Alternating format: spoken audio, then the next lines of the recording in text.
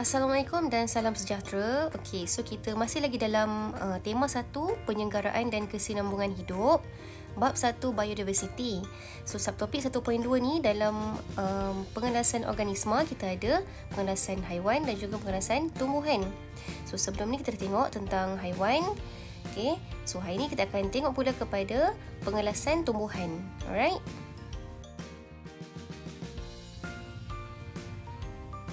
Pengelasan tumbuhan. Tumbuhan dikelaskan kepada tumbuhan tidak berbunga dan juga tumbuhan berbunga. Okey, so kalau you all tengok dalam gambar tu ada dua jenis. Satu tumbuhan yang ada daun sahaja, satu lagi tumbuhan yang ada bunga dekat pokok dia kan. Okey, jom kita tengok apa beza antara dua-dua jenis tumbuhan tu. Tumbuhan tidak berbunga, okey, merupakan tumbuhan yang tidak boleh menghasilkan bunga. Tumbuhan tidak berbunga terdiri daripada lumut, paku pakis dan juga konifer. Untuk setiap jenis tumbuhan tu, dia ada ciri-ciri yang berbeza. Okey, contohnya lumut. Lumut membiak dengan menghasilkan spora dan dia bukan vaskular, tidak mempunyai daun, batang dan akar yang nyata. Contoh pokok dia Marchantia species. Untuk paku pakis pula, dia membiak dengan menghasilkan spora. Dia merupakan tumbuhan vaskular, mempunyai daun, batang dan akar yang nyata. Contoh tumbuhan dia ialah Asplenium bulbiferum species. Untuk tumbuhan jenis konifer pula, dia membiak dengan menghasilkan kon ataupun biji benih. Tumbuhan vaskular, iaitu mempunyai batang, akar dan daun. Contohnya pokok pine dan pokok spruce. Okey, so tadi kita ada jumpa satu perkataan baru iaitu vaskular. Alright. So apakah maksud tumbuhan tanpa vaskular dan tumbuhan vaskular? Okey, jom tengok maksud dia.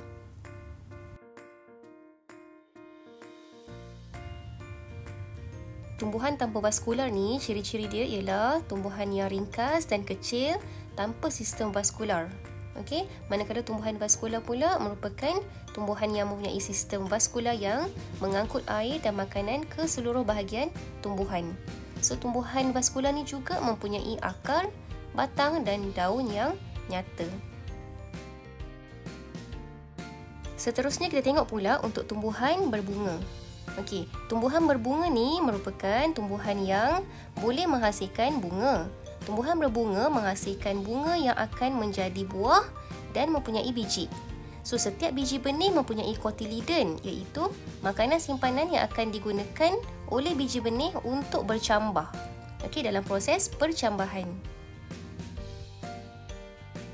Selain daripada tu, tumbuhan berbunga ni dia ada dua jenis kotiliden, iaitu yang pertama, biji benih yang mempunyai satu kotiliden yang dipanggil sebagai monokotiliden. Biji benih yang mempunyai sepasang kotiliden pula dipanggil sebagai dikotiliden. Monokotiliden dan dikotiliden ni dia berbeza dari segi bentuk urat daun, jenis akar, bilangan kotiliden dan juga batang, sama ada berbatang lembut ataupun berbatang keras.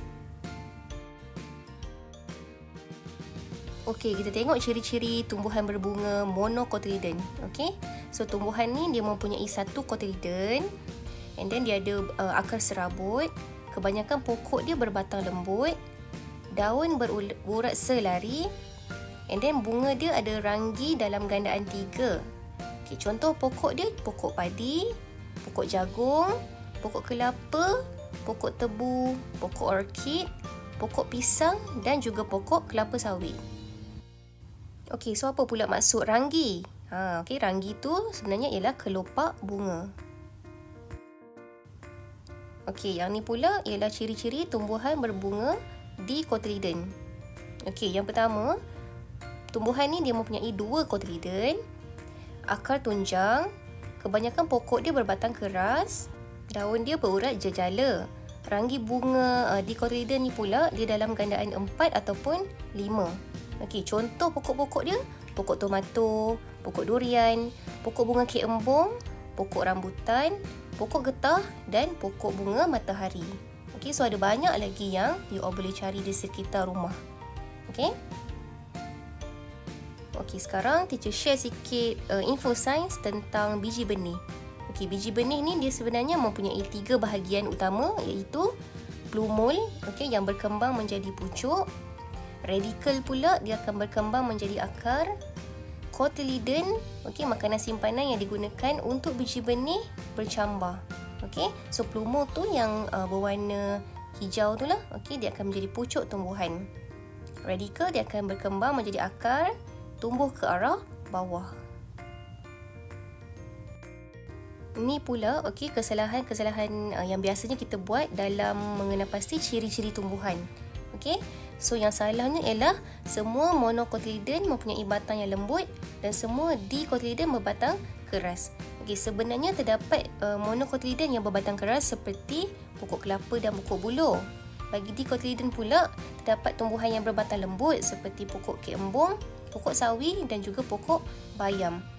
So tak semestinya kalau tumbuhan tu monocotyledon, dia mesti mempunyai batang yang lembut. And then kalau dia tu tumbuhan dicotyledon, dia mesti mempunyai batang yang keras. So tak boleh assume macam tu. Okay. So you all kena tengok betul-betul ciri-ciri tumbuhan yang you all nak kelaskan tu. Tahu? Okay, so kita dah habis tentang pengelasan tumbuhan. So kita dah tengok tadi ada tumbuhan yang tidak berbunga. And then kita ada juga tumbuhan berbunga dan monocotyledon. Dan yang terakhir ialah tumbuhan berbunga dan dicotyledon. Alright. So untuk test sama ada you all faham ke tak, okay, jom kita jawab latihan formatif 1.2. Okay, so jawab soalan kedua. Pokok bunga matahari dan pokok padi merupakan tumbuhan berbunga. Nyatakan 1 persamaan dan 3 perbezaan antara kedua-dua tumbuhan tersebut. Okay, so soalan ketiga, berikan 2 perbezaan antara tumbuhan monocotyledon dengan tumbuhan dicotyledon. Okey, senang je kan? So kalau you all dah tengok daripada awal tadi, mesti boleh jawab. Okey, setakat tu dulu untuk kali ni. So kita dah tengok pengelasan organisma, pengelasan haiwan dan juga pengelasan tumbuhan. So teacher nak you all tengok video seterusnya tentang cara membina kekunci dikotomi. Okey? So apa-apa soalan boleh PM teacher. Okey, bye semua. Assalamualaikum.